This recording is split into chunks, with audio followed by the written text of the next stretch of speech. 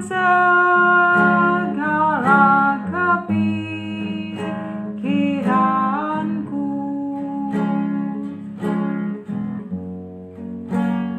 akan segala kepikiranku, akan segala kepikiranku.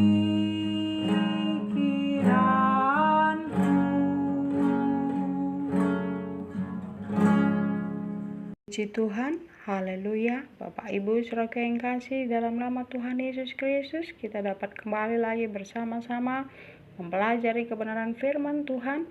Walaupun keadaan yang sulit ataupun tidak menentu, tapi kita percaya Allah yang Maha Kuasa itu selalu memberikan kita kemurahan-Nya.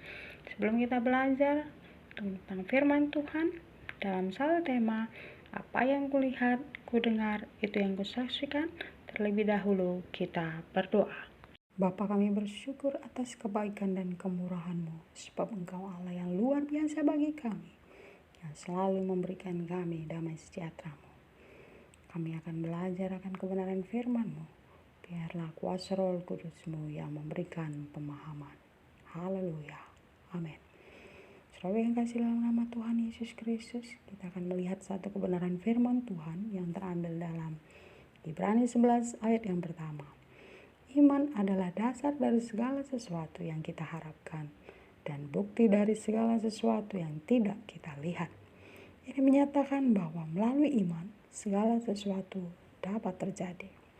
Ada banyak contoh-contoh pejuang iman dalam Ibrani 11 ayat yang pertama sampai yang ke-40, yaitu iman yang menang dalam situasi yang paling buruk ataupun iman yang spektakuler. Dan inilah iman yang dapat diterima Allah. Salah satu contoh, Nuh memiliki keyakinan akan firman Allah. Ibrani 11 ayat yang ke-7. Karena iman, maka Nuh dengan petunjuk Allah tentang sesuatu yang belum kelihatan, dengan taat mempersiapkan bahtera untuk menyelamatkan keluarganya. Dan karena iman itu, ia menghukum dunia, dan ia ditentukan untuk menerima kebenaran sesuai dengan imannya. Artinya, Nuh tetap melihat pada kebenaran firman Allah daripada keadaan dunia yang merendahkan dirinya, yang akhirnya ia menang. Abraham pun menunjukkan kepercayaannya kepada Allah dalam Ibrani 11 ayat yang 17 sampai ke 19. Karena iman, maka Abraham tatkala ia dicobai mempersembahkan Ishak, ia yang telah menerima janji itu rela mempersembahkan anaknya yang tunggal. Walaupun kepadanya telah dikatakan, keturunan yang berasal dari Ishaklah yang akan disebut keturunanmu. Karena ia berpikir bahwa Allah berkuasa membangkitkan orang-orang sekalipun dari antara orang mati. Dan dari sana ia seakan-akan telah menerimanya kembali. Hal ini menunjukkan adanya ketabahan dalam pencobaan. Abraham melakukan tepat seperti yang Allah perintahkan kepadanya dan percaya bahwa Allah berkuasa membangkitkan anaknya. Abraham bertindak dengan iman. Demikian pula dengan Musa. Ibrani 11 ayat yang ke-24 sampai yang ke-27.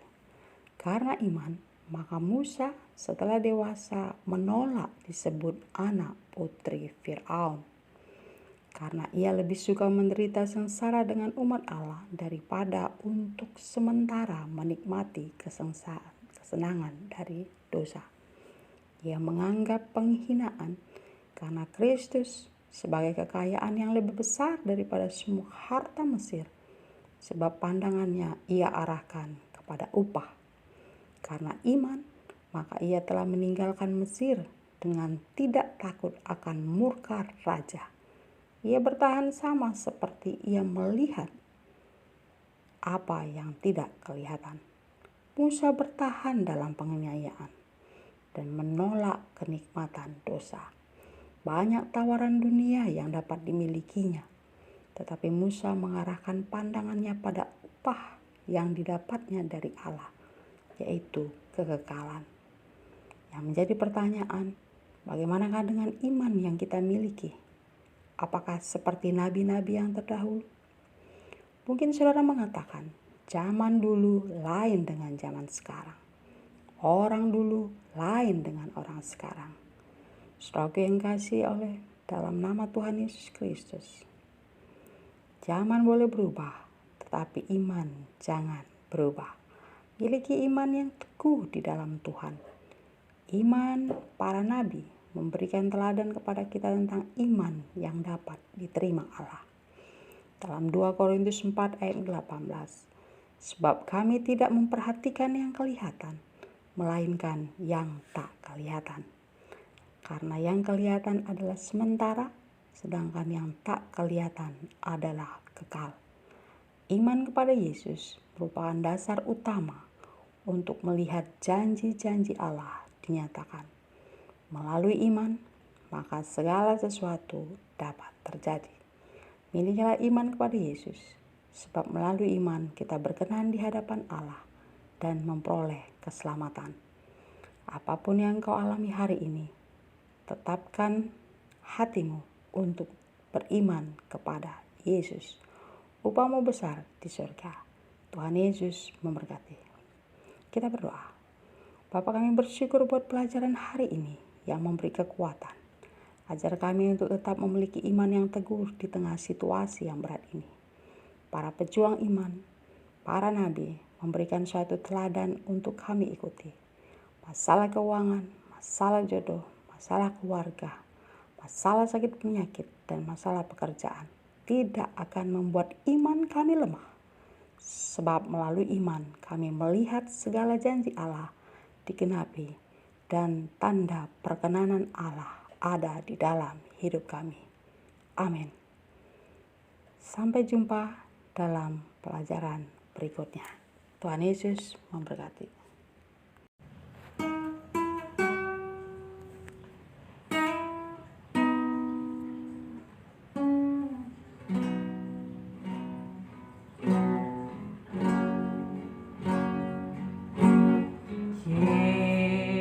Yesus yang termanis buat jiwaku,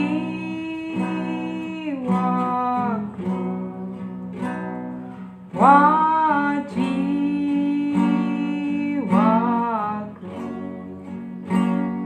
buat jiwaku.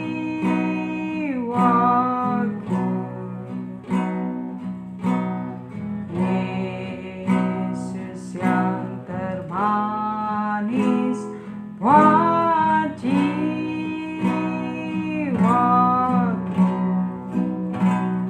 ku cinta selamanya.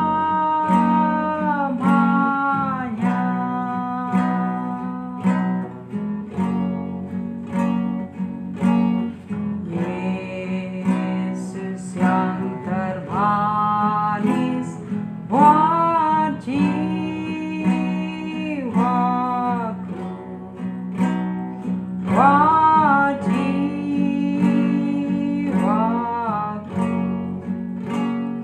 buat jiwaku.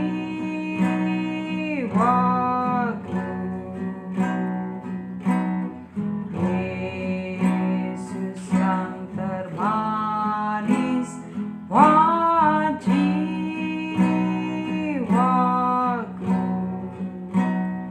ku cinta selamanya.